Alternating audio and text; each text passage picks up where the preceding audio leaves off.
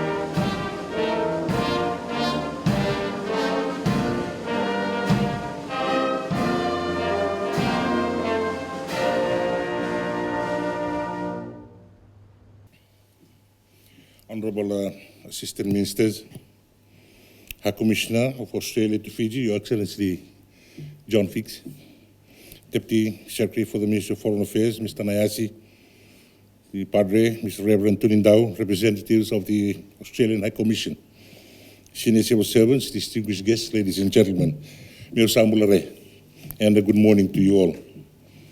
It gives me a great pleasure to confer upon High Commissioner John Fix the insignia of the Honorary Officer of the Order of Fiji, which is awarded to distinguished service of a high degree to Fiji and humanity at large. Ladies and gentlemen, High Commissioner Fix is a man of high principles. That is my personal opinion. He is also a man of action. That is an indisputable fact. His record of service as the Australian High Commissioner to Fiji shows it. Let's be frank, which I know High Commissioner Fix would appreciate.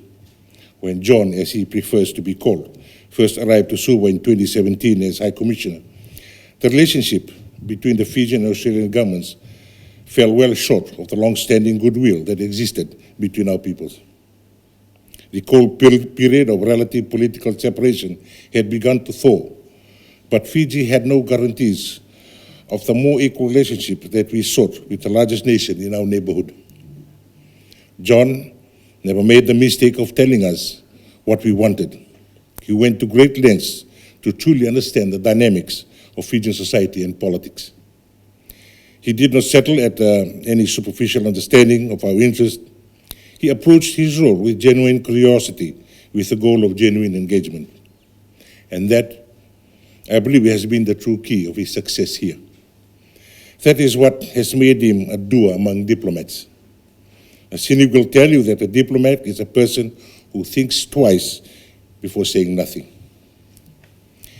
That is never how I know I would describe John. He brings to mind a different expression which comes from the American diplomat Madeleine Albright, who once said, I quote, "In order to be a successful negotiator, that as a diplomat, you have to be able to put yourself into the other person's shoes," unquote.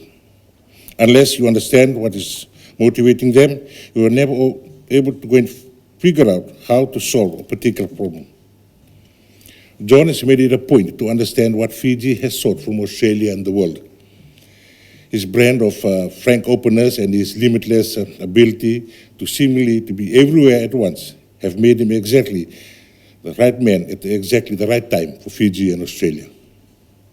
During his service, Fiji welcomed an Australian Prime Minister for the first time for an official visit. And our Prime Minister traveled to Canberra for the first official visit by a Fijian Prime Minister to Australia. That was history John helped make.